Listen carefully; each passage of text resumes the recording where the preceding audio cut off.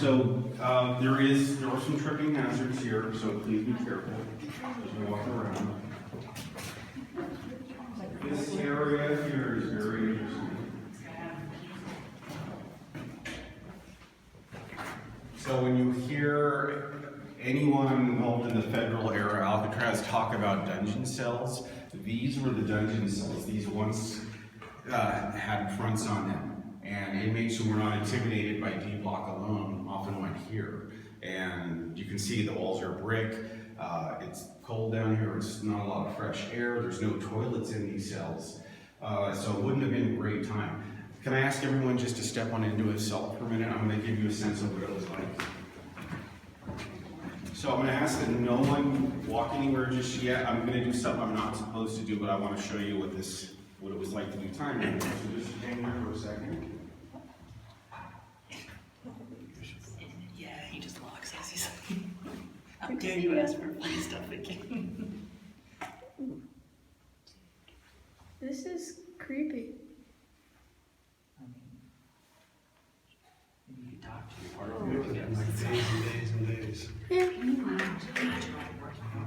So if you can imagine 19 days of that, it would not be enjoyable. And some inmates, depending on what they did, were forced to stand for 8 hours of the day. They would have been cuffed to the front bars. They wouldn't have been raised off the floor or anything like that, but they would have had to stand for 8 hours. You had a bucket to relieve yourself in. The guard decided when you got to empty that bucket. You notice there is some graffiti in here. This is all the occupation graffiti from 1969, 1970. This is the one surviving toilet between, I think, in the federal era. They could empty their buckets. This is all new construction you see here. This is all to earthquake proof, the building. So here's where the banging head hazards start. So just sort of watch where you're walking. We'll go slowly up. Again, more rifle slots in here. When this was built, this would have been to house the soldiers and their wives. These were rooms. You can see there's an old fireplace in here that was filled in the later years. But during the 19th century, you might have lived in one of these rooms if you were stationed here, or you were married to a soldier who was stationed here. This is a low overhang, so please watch your head. Dad, don't hit your head. Again, this is earthquake retrofitting. All of the new construction here. You can see there were hinges here. There would have been a wooden door at one point that didn't survive. But again, these would have been like little apartments or rooms for the guards. Not for the guards, for the soldiers, pardon me. It's military era. Looks like that might have been a fireplace or an oven or something. I'm not quite sure. That is an original door, I believe, over there. So it would have been 19th century. And I don't know that as a fact, but I think it is. Again, another filled-in fireplace, another column here. Watch your head as you walk through.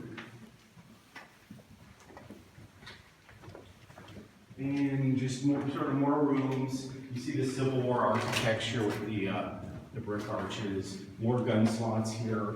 Looks like this may have been a gun slot that was widened just because of the way this is put together, I think. And I'm not sure what was there. That looks like it's something new though. So again, I don't know how old that door is, but it's predates the Park Service, I'm pretty sure. It's a door made like my grandpa made his doors. See more, you can see here's the hinges. There would have been rifle slots here at one point. It looks like it was enlarged at some point in time. This is all the original brickwork here. This is the new construction up here. And watch your head, please. Here's some plumbing pipes. So it's like above us, more or less. What's that? Like what would be above us? Right now we're underneath, we're actually just about under D block. We're going to be under D block in just a few steps. This is really low, so please be careful.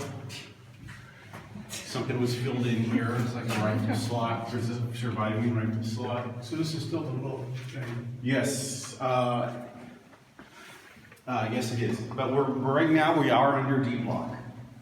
And if you saw the metal plates in the floor in D block, that's right here. Huge tripping hazard here. Be careful.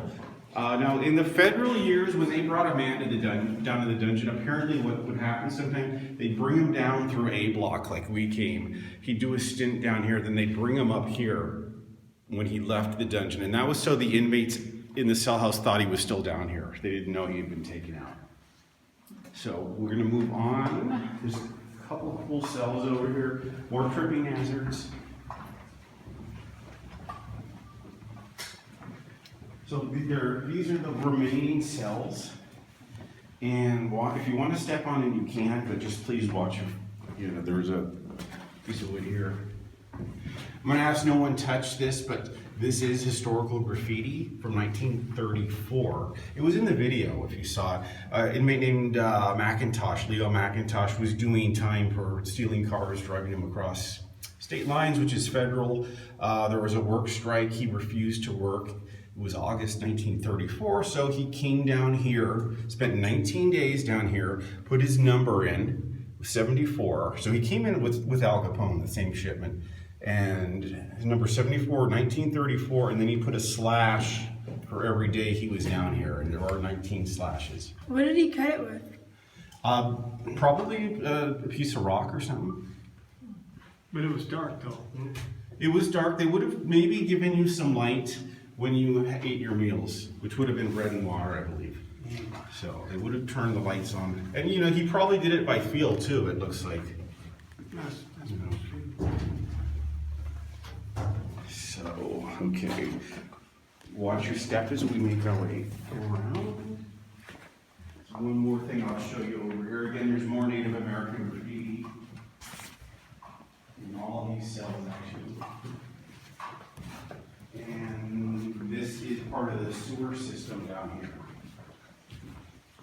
So there would have been some type of a privy here, and the sewage would have run through here. It's been blocked off now, but that would have been open, I believe. And unfortunately, it did run out to the bay. In fact, all of the sewage on Alcatraz until 1973 ran out to the bay, which is unfortunate. People weren't thinking about the environment. And I will take you back now, so you can rejoin the tour. There's air ventilation there, again, more rifle slots. Are they fixing to pour concrete above us here or something? They're always doing maintenance here and earthquake retrofitting. It's just the reason the prison closed. You can follow me this way. It is because of the constant need for maintenance, and it just was so expensive to keep the prison going. The salt air just deteriorated everything. And so there's constantly construction going on. There's constantly stuff in the building falling apart. Is there a stairway here? We're heading towards one, yes. We're gonna go back out the same way we came. Get very low down here. Another room. I think we saw the other side of it. This is interesting. This is where a guard could have lived. You can see there's an arch and brickwork that may have been open at one point. I'm not sure, but it looks like it could have been. Another room in here.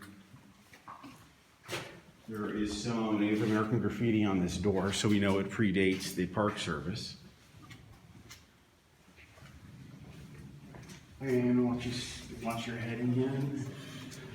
I'm not sure what this was, honestly, because it looks like it may have just been storage. Obviously, you couldn't have stood in there, so it may have just been used for storage of some kind. Imagine trying to stand in there, Dad. Maybe it was people. Maybe it was for two prisoners. Can't punish them. And they had to just crouch like this the whole time. The video said there was plaster, the walls were plastered, and I didn't know that until recently, but yeah, this is what's remaining. This used to cover the whole brick. And this is the final hazard, I believe.